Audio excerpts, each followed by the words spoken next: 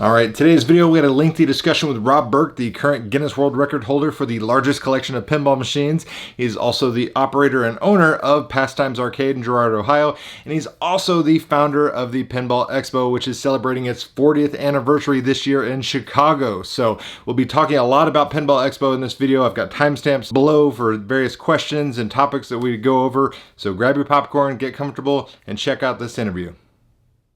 First and foremost, I just want to say thank you, Rob, for taking the time out of your day. I know you're a busy gentleman. For those of you tuning in and watching this, if you're not familiar, Rob Berk is joining me in this conversation today. We're going to be talking a little bit about Pinball Expo.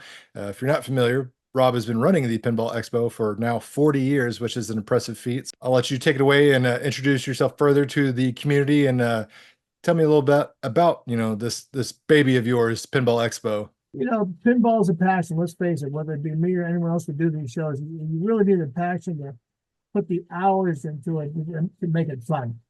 And, I've been collecting pinball machines since the mid 60s to give you an idea of how long it's been. And the collection has never stopped. And, from it, I decided to open up a place called Pastimes, which is an arcade.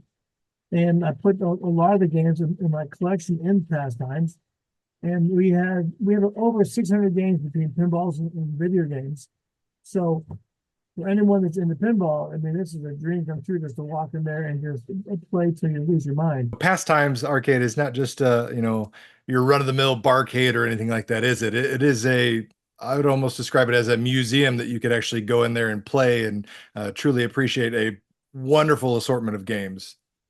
You know what makes for me the most fun are the games, the international section. If you walk down that aisle, so all these games are from Spain and Italy, and you never see these titles. It's just crazy, and the artwork is unique, and the designs are unique, and the layouts are unique. So anyone's into pinball is like, man, this is really cool. But I have those games there. I've got one game there from Japan called Surfing. This is a game made by Sega of Japan. Oh. Very hard game to find. Did you play that one?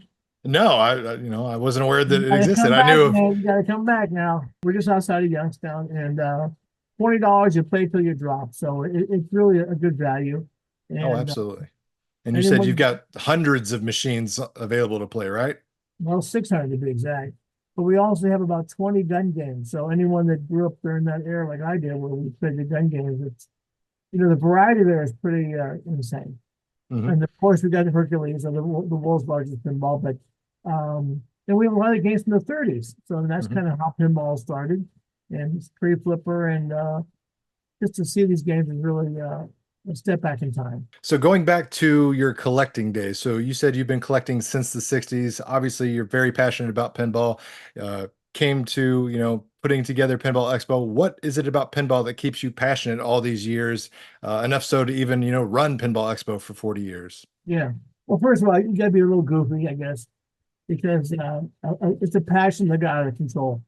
But, when I think back about the days when I was collecting, I started collecting, there was a publication. You guys know Replay Magazine. Back in the day, there was something called Play Meter. So I used to advertise a lot, and they wanted to buy pinball machines. So my first phone call I got, because this is in the early 70s, was a guy out of Halifax, Nova Scotia. And I discovered when I was going to college at Kent State that I liked these games from the 60s. So I grew up in the 60s time and the single player games.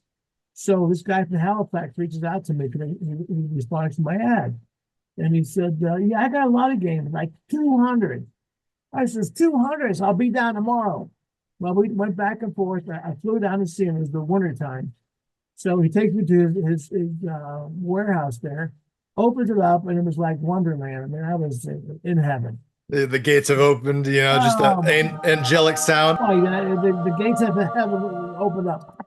So I ended up buying about 40 games off of this guy, which at the time was insane.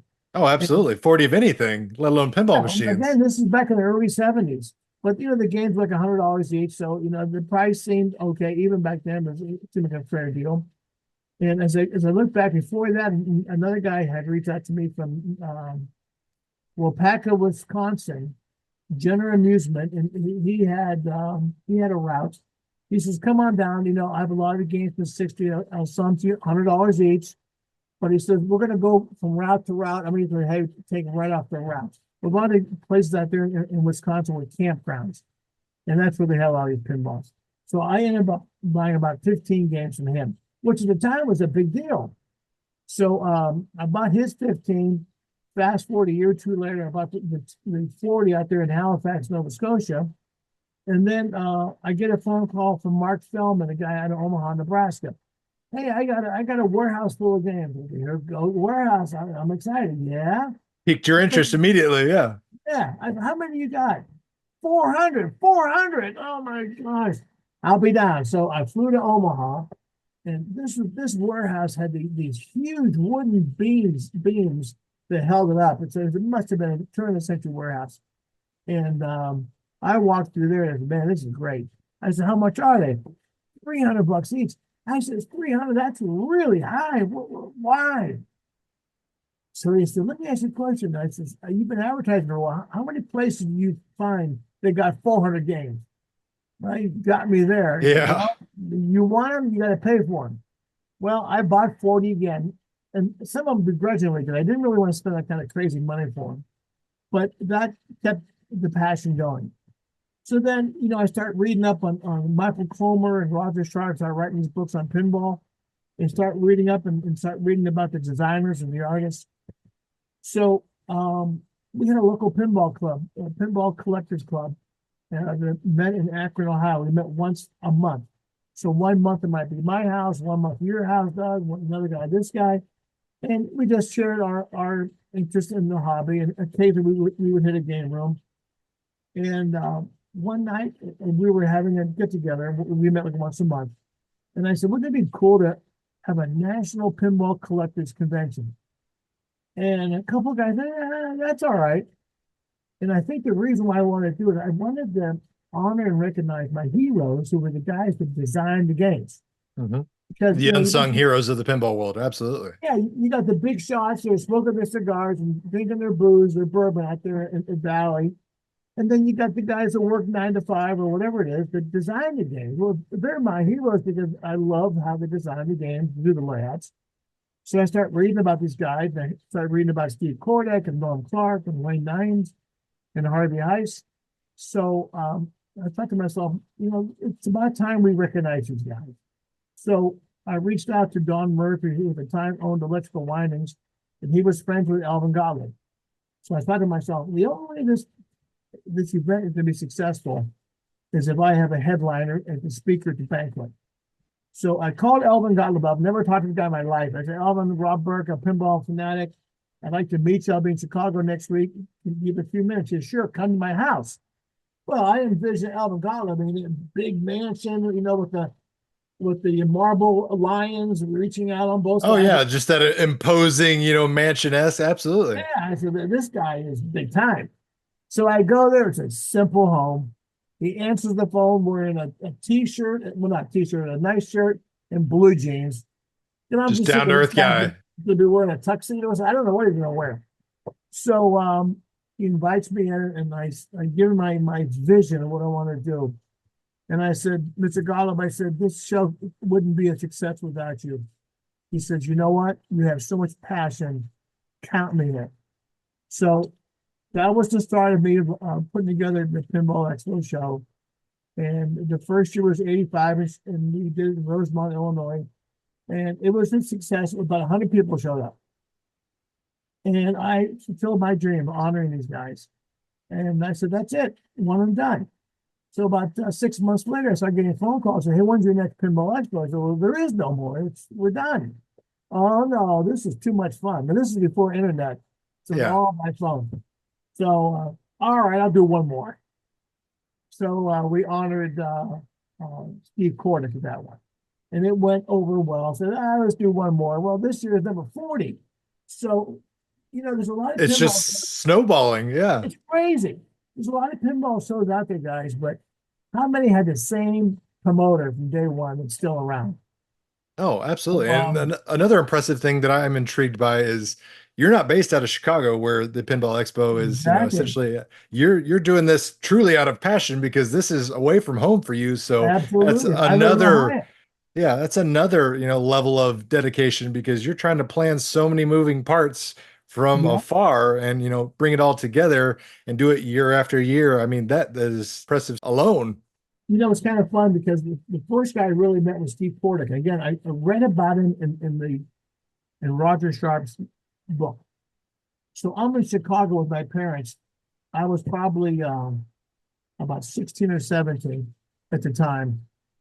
And I said, man, it would be cool. So this is the good old days, guys, when they used to have phone books in the hotel rooms. Mhm. The Chicago phone book was, massive. So I'm going through the white pages, Kordek. Stephen F. Kordek. So I wonder if this is the guy. Now, again, this is Sunday about 8 o'clock at night. Pick up the phone. I dial the phone. Guy answers. I said, "Is this Steve Kordek, the guy that works in the pinball industry?" "Yes, that's me." "Boy, would I like to meet you." So that was the beginning of the conversation. I didn't know this guy. I didn't know That's anybody. that's amazing. You literally just picked him out of the pages and cold called him. That's impressive. Crazy, crazy. So he said, "Come on down and give me the tour of Williams." So my dad said, "Okay, we'll go down." So we drove down to Williams, got a tour of Williams, and that was the beginning of a very long friendship with Kordek. He introduced me to Norm Clark, and the next thing you knew, I started learning more and more about the people in the industry. And because of that, I always felt from day one, Pinball Expo, for it to survive, it had to be in the capital, which is Chicago. And every show's been in Chicago, and as you know, if you've been to the Expo before, there's an energy at Expo that you can't really put into words to meet these people and to meet the newest designers, Keith Elwin or whoever it may be, shake hands, get a picture with them. All these guys are down to earth. It's really fun. Oh, And absolutely. for That's one me, of the things I appreciate as an attendee is the approachability of everybody being there at your fingertips, the accessibility of them all. They're not, as politely put it, people hiding in a mansions, behind closed doors or anything like that. They're down to earth people that just have a really amazing job, and you'd be surprised how open and vocal they are just to willingly talk about other, pinball gaming, just whatever, with you because they're just as passionate about this as you are, even on that side of the spectrum on the design team or what have you. my favorite story was Kevin O'Connor. Kevin did the artwork for Kiss, the original Kiss, and Hmm. a lot of other pieces. But I said, "Kevin, would you consider speaking at Pinball Expo?" "Oh, they don't want to know about me. Who cares about what I do?" I said, "Well, you'd be surprised." So it took a while, but he said, "Okay, I'll talk." Well, when he was done talking, so many people asked him questions about this, about that. He pulled me off the side. "Man, these guys know more about my art than I do." He was really excited. A lot of guys in the industry, when I first got them involved with Expo, were excited that people thought so great of them. And, they were like stars. Everyone came up to it and give me your autograph. "Can I get a picture with you?" They weren't used to this because it was just another job for them. To them, their measure for success was probably sales metrics and having Exactly. somebody in the company tell them, hey, we moved this many units or whatever. They didn't understand and get to meet, have that interaction with people that love the game for its art or its design, its layout, those things that truly make a wonderful, memorable machine. Having that personal connection and hear those stories from fans, I gotta imagine it's just mind blowing for these people for the first It is. time. My favorite story also was the first expo when I was there to honor my heroes. So at the banquet, we had um, Steve Kordek, Norm Clark, Wayne Nines, and Harvey Heist. Now, Harvey Heist at the time was about 85 years old, but he worked for Genco. You ever hear of Genco? Genco. Okay, I'd have to look Genco it was up. another manufacturer back in Chicago back in the day. They think they went out of business about 59 or 58. But Steve Kordek worked under Harvey Heist at the time. But anyways, um, I had those guys come in front of the speaker area there, and I said, "Ladies and gentlemen, these four gentlemen are responsible for the design of over 600 games. Four people." Well, everyone stood at the banquet and applauded. Rightfully And so. what was so unbelievable for me was it just made the warm feeling. The couple of guys are actually crying, tears of joy. They're designers. I couldn't believe it. No, It was that's an just incredible body of work between them. I mean, to think of how much energy it takes to design a single 100 game. games for those Hmm. four guys. I mean, this is back when the machines, that every month or two, they come out with a new game. So, to me, they finally got the recognition. So, a lot of the guys in this realized I was for real and put on a nice event. And we just kept on going. We've toured every pinball factory out there. So it's been really interesting. You know, what's also interesting is there are some guys in the industry that uh, never really cared for it. And they were 9 to 5, and after 5 o'clock, they were out the door. And one of them was at Krinsky. He came to Expo one time, but it didn't really have the love in pinball that you would think the others showed, anyways. He was one of them, Krinsky, and there was a couple other guys that I was surprised, but they didn't even want to get involved with Expo. No, I'm done. Another guy was Just George burn out, I Christian. guess. George Christian. He's the guy that did the Bally 8 Ball. Do you remember that game? Doug, you ever Yep. play it? Hmm. So it was a very high production game at the time. And we had guys at Expo try to present him with an award, and he refused to come to Expo. I'm done with pinball. I had a bad taste in my mouth about it. So not everyone was a glory and hugs and cheers and everything. There was a couple of guys that really were soured by it. So in George's case, what happened was Norm Clark was working at Valley, and he decided to open his own company called Flipper Limited. And he asked this Dave if he would come with him, or George. I'm sorry, George Christian. And he decided to leave Valley, but when he left Valley, he left everything that came with Valley, all the opportunities for severance package and everything else. So Norm Clark with the Flipper Limited, the thing lasted about a year or two and then went belly up. Ooh, So yeah. George, who left Valley, left security, he was very sour about pinball, and he refused to come to Expo.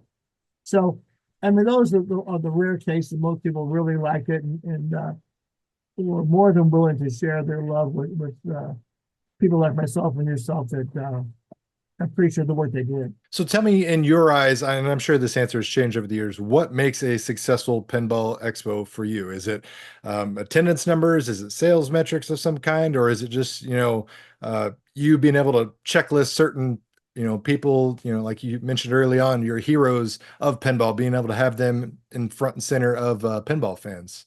For me, from day one till today, if I make a few dollars, that's nice. But for me, the show is about the industry, and it's about you guys, Doug. When you guys are happy, I'm happy. That to me is what is the most fulfilling to me, is seeing a lot of people there, meeting these guys and enjoying their company.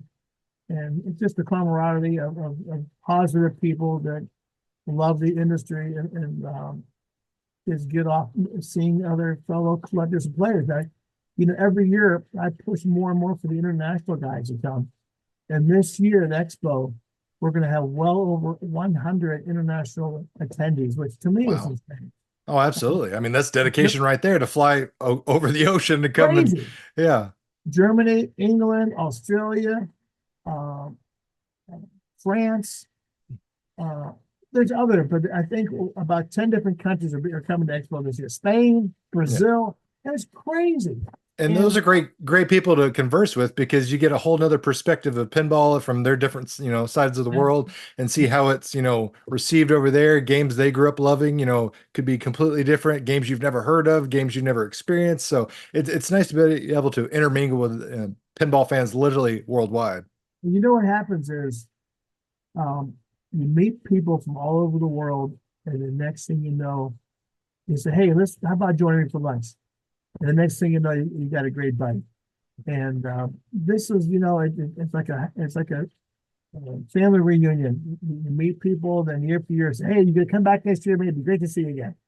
And there's so much positive energy in the air. It's like you can't help but enjoy yourself. Mm-hmm. And we cover so many aspects of it. This year, like other years, I concentrate on the seminars, and we probably have close to 40 hours of seminars at this show. But it's every aspect of pinball collecting and different people from different worlds to speak. I mean, the one guy that I discovered, Ivan, he is from Italy. And Doug, do you remember last year the game called Radical that was on the floor? So Oh, absolutely. Yeah. So Ivan's the guy that built that game. Gorgeous machine. Yeah, he took a Radical. The Italians, I mean, if you, I mean, I do, but if you wear Italian shoes or Italian ties, Italian suits, these guys are Top of the line. Excellence. Mm-hmm. And they put that same flair into rebuilding the games. And the games are stunning. They're not, we've seen guys here in the States, clean and refurbished games, but these guys go over. It was a whole nother level. That was like the white glove experience, like, velvet rope, just look at it from afar, because just breathing on it is too much, because that thing was pristine. That guy had more. See, when I saw it, I said, I'd like to buy it. He said, well, this is your show. I'll sell it to you. He had more people come up to him trying to buy it. And because of that, he's bringing, I believe, 8 games to Pinball Expo this year to sell. Oh, I'm sure he'll have. You were the first to know it. Right here, guys, on WKRR TV, right here. You are the first time to hear it. I'm excited about that. I'm just curious to see what he's bringing, because if they're on that same level of Radical, it's going to blow some people's minds. He's bringing another Radical. He's bringing a scared stiff. He said, Robert, when you see the scared stiff, you'll lose your mind. So he sent me a couple pictures of it. He's going to give a seminar. Anyone out there in podcast land is listening in. If you want to buy a game that is tricked out to no end, Ivan's games are the one. So be prepared for that. By the way, we have a lot of games coming from all over the world. There's a company called Hexa, Hexa. They're out of France. It's a small manufacturer.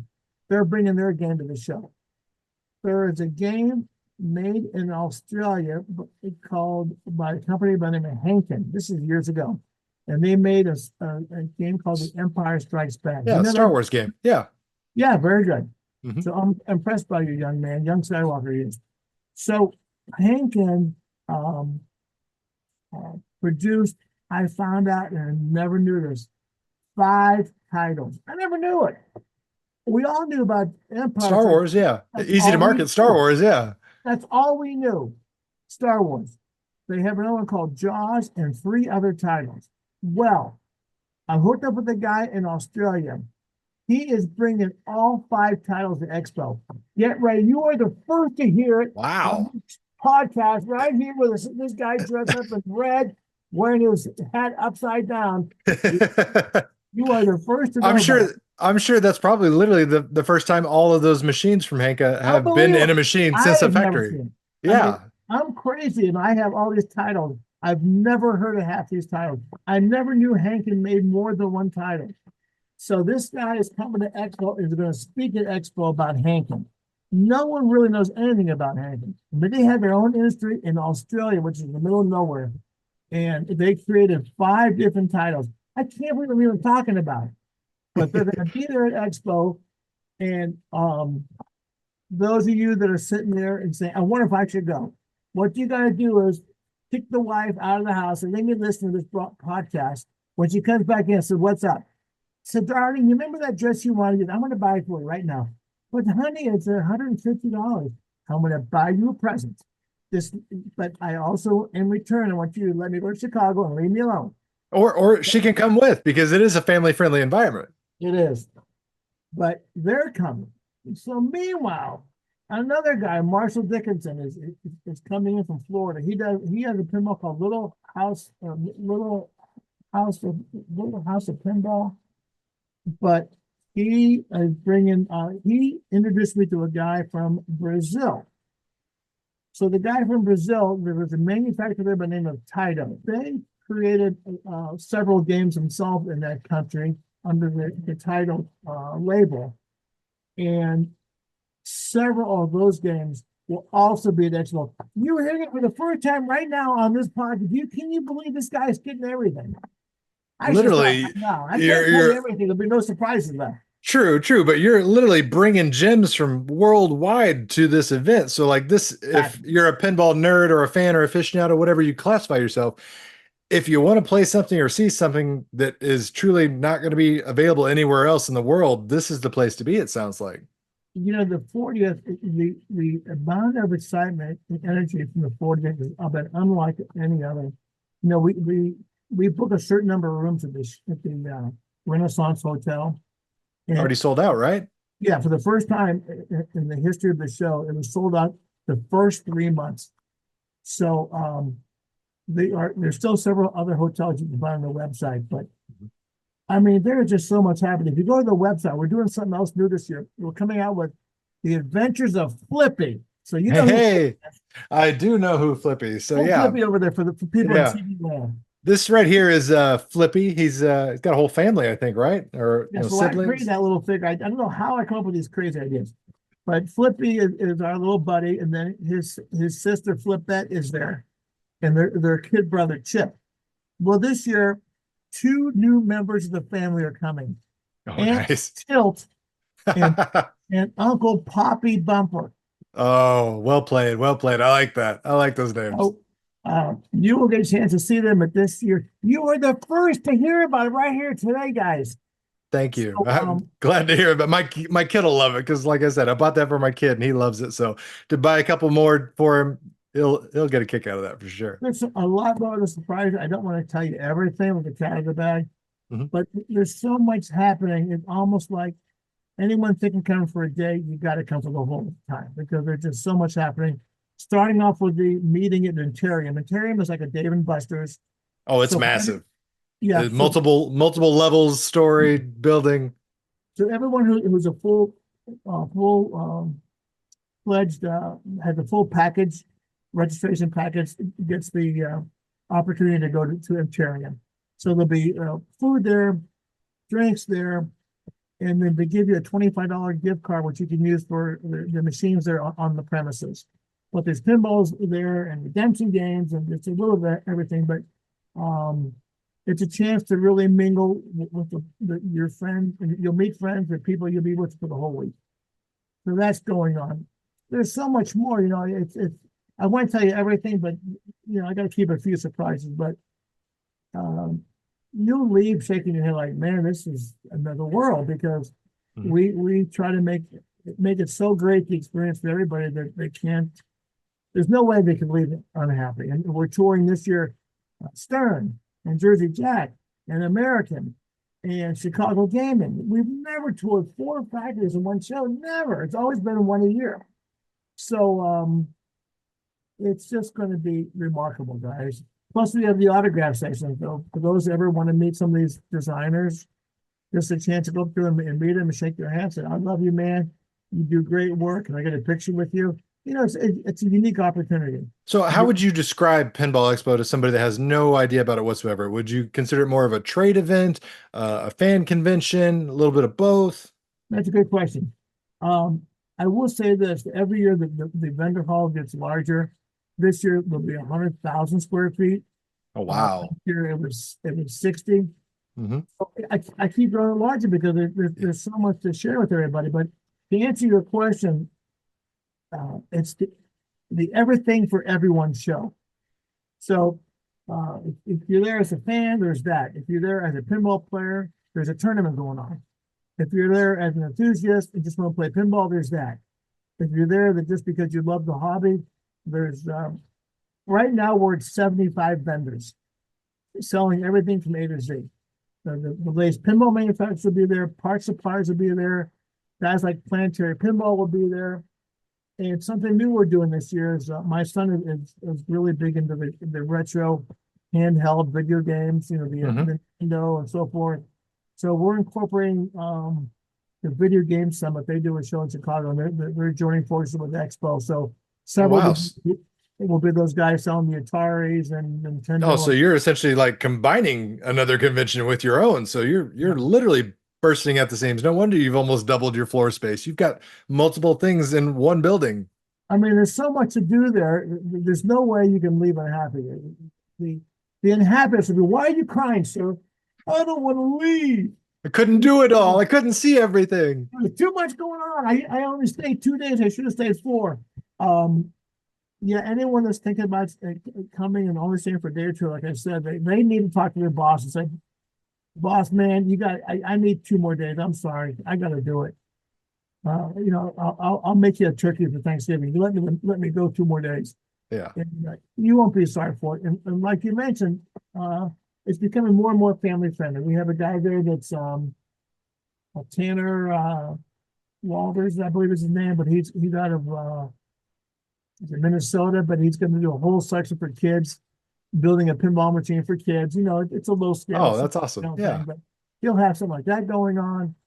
And so much, guy. Where do you start? Plus, the amount of souvenirs we have this year is going to be crazy. I'm not even going to get into that. But when you see it, you're going to go crazy. This year, if you know about Flippy, we're doing a comic book called The Adventures of Flippy. Hey, very cool. I'm a huge comic book nerd myself, so I love to hear that's that. going to be fun. We're going to introduce so much, guys, that it's really hard for me to put into words other than the fact that you got to see it to believe it. Give me one thing to see and or do at Pinball Expo you think a first timer or a newcomer should experience. I know that's hard to just, sum it all down to one, but what's that first thing if you were Joe Schmo off the street that had never experienced it? What's that one thing you would tell them to go do? Well, I think just walking in the vendor hall will blow your mind. Absolutely. I agree with that, especially with the added square footage. Yeah, so it starts there. That's just part of it. Mm-hmm. But we're going to have entertainment there Saturday night. We're going to try bringing the bands and play music from 8:30 to 10:30.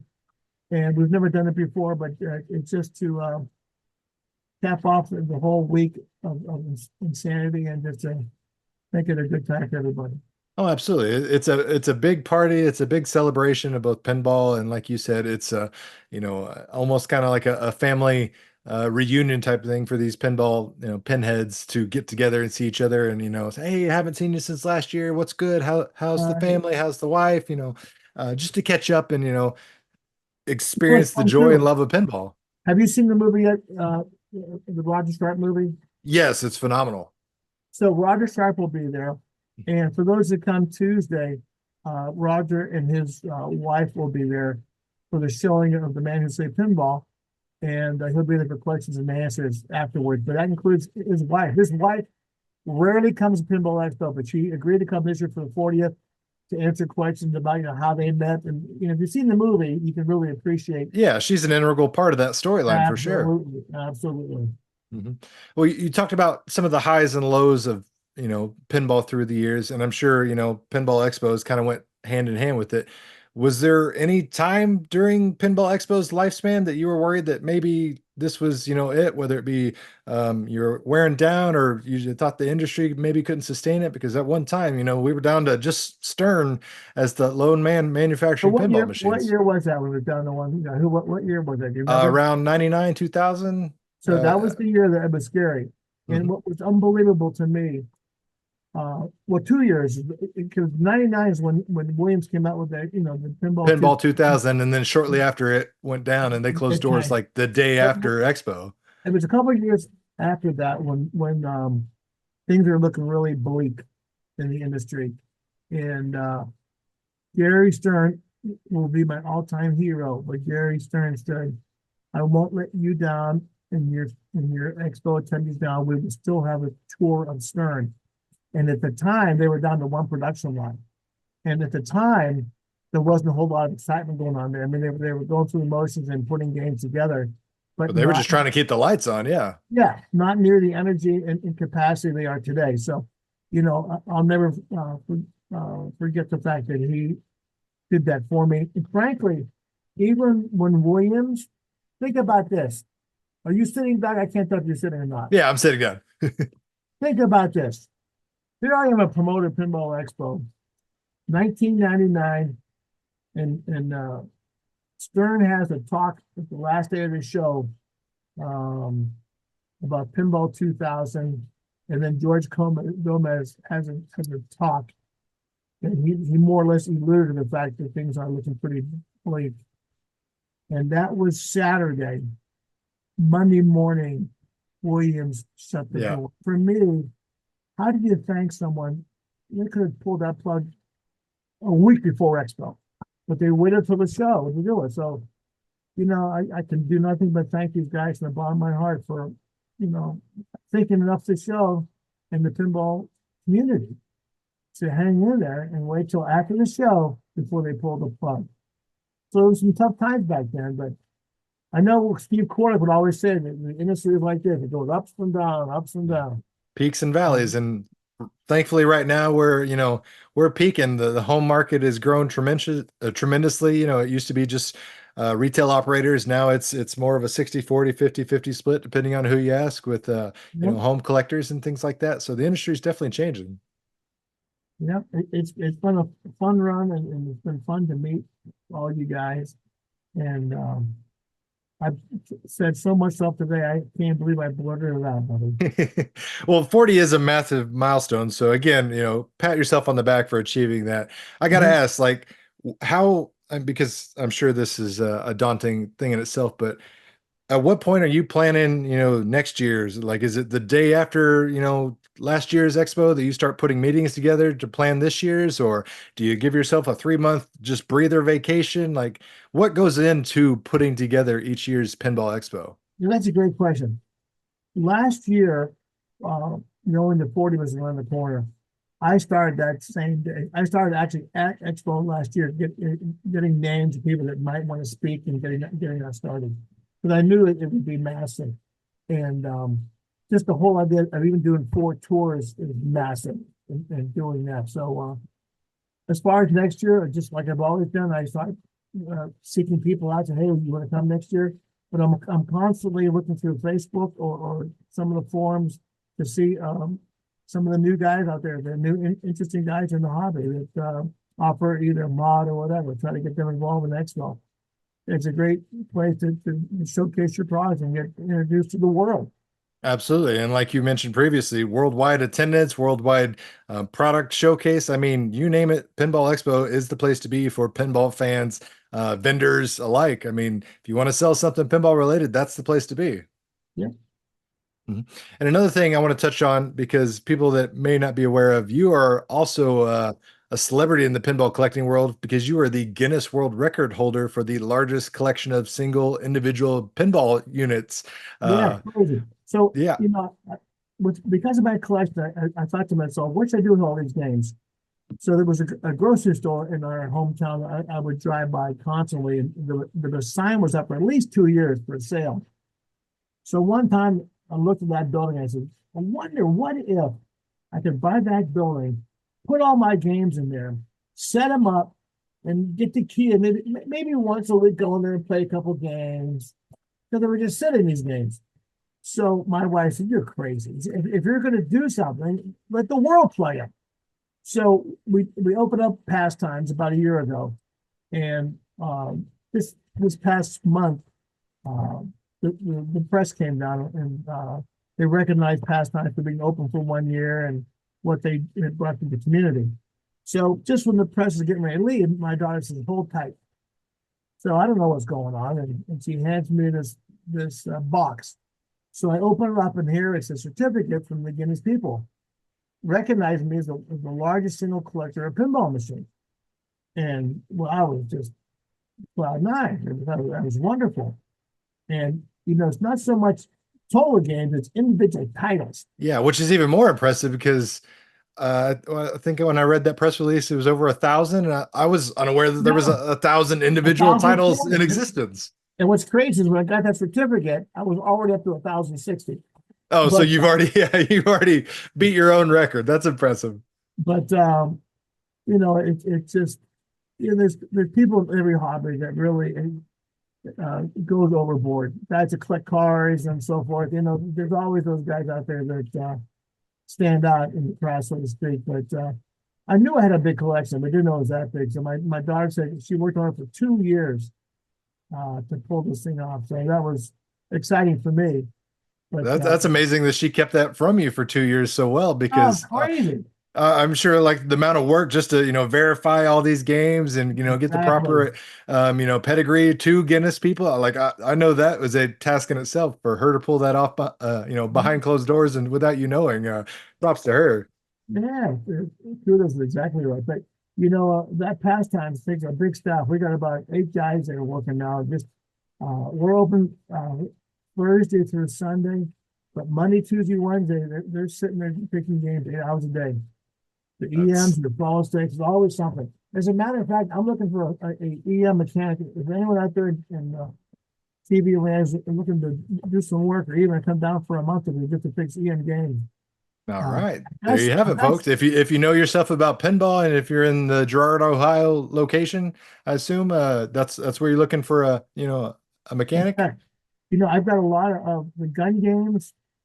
I have a hard time keeping them up and running, and also the midway games that had the car running around the back head.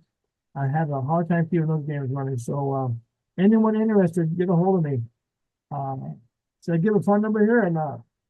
Yeah, absolutely. I mean, it's up to you. We can do a Yeah, phone number or email. I can, it's your call me. information. So you share Yeah, what you want to share.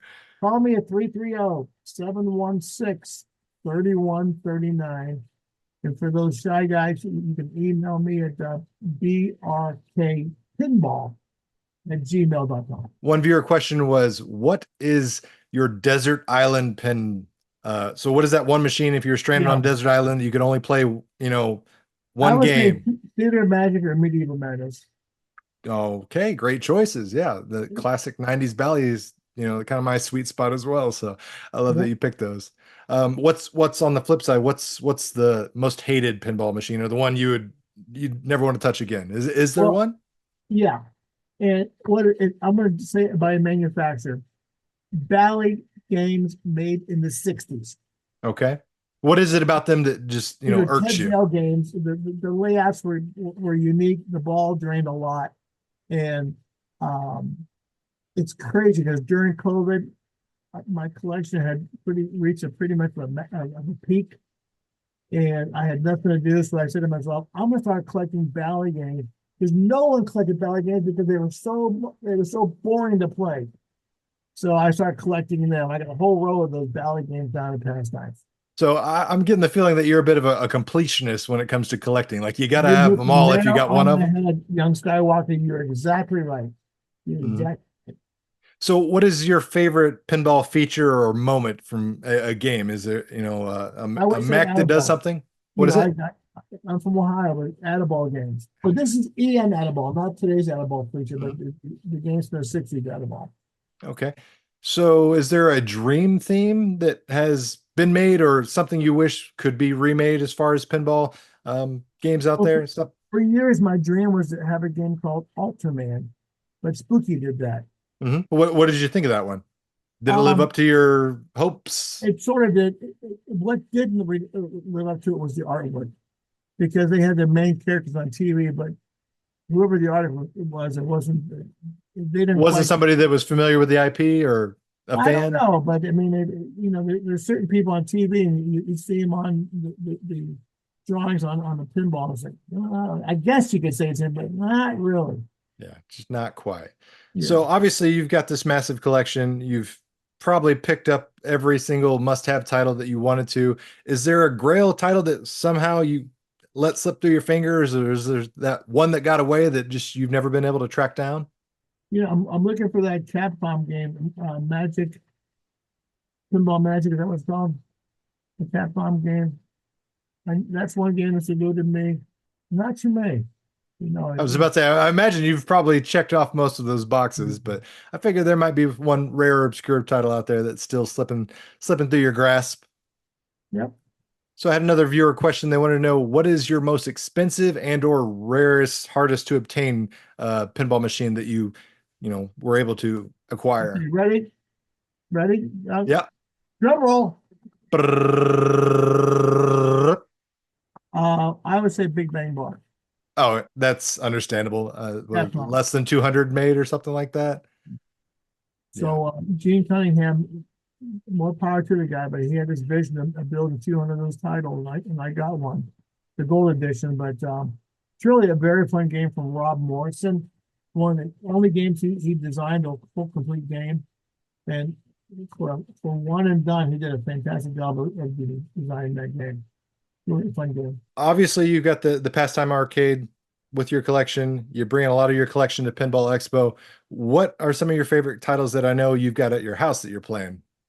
I have a game that no one collects a game as far as I know, but it's a game by Gottlieb made in 1960 called Texan. So I have a guy that works for me, and I said, Tony, I grew up playing this game. I found it, and he said, let me fix it up for you. And he had between 60 and 80 hours rebuilding the entire game. Wow. It plays like yesterday. So for an EM game, it plays really great. Yeah, and that's one thing probably a lot of people, depending on what their access is to pinball machines, don't have good experience with is EM games that are actually tuned correctly and upkept, because people think EM, they're all just these floaty, slow moving machines with dull type of things. But no, like if it's set up correctly, it's tuned correctly, it's been worked on, you'll get some really fast pop bumper action, you'll get some nice, snappy, fast feeling machines. So to have one that is set up correctly changes the experience of your gameplay 100%. I have no idea that EM games could be fun, but you're hitting the nail on the head again. A lot of times these games have not been touched, and that's why they're so sluggish. And people think, oh, forget the EM games, they're slow, they're no fun. But when they're dialed in, man, and they've been professionally maintained, then they play like $1 million. We are less than 60 days away from Pinball Expo. If you guys are on the fence about going, obviously I'm a big fan. I'll be attending this year. I can't wait to check it out. The fact that there's 4 factory tours is, kind of a must see experience for me personally, because where else are you going to be able to check all those boxes, see all behind the scenes, closed doors activities that are going on at your favorite manufacturers, play all these titles from across the world. And if pinball is not your thing, you got Retro Video Game Convention that's kind of melded in there as well. Like you described it earlier, this is the see all be all, see anything, do anything type of activity and convention. Well, listen, anyone new, please come up to me and say, hey, I'm a newbie. I saw you on the podcast, and be glad to welcome you. And I'm sure you'll be smiling. You said, doggone, you were right. This show was amazing. Absolutely, absolutely. So it is going on this year in Schaumburg, Illinois. I'll have all the information down in the video description box below. Guys, definitely recommend checking it out. If you're curious, want to learn more about it, go to pinballexpo.com. And Rob, thank you again for sitting down and just chatting pinball with me. You did a great job, by the way. Thank you so much. I appreciate it. Pay is not enough. Is there anything you want to tell people before we sign off? Just make sure you get plenty of sleep before you come to Chicago.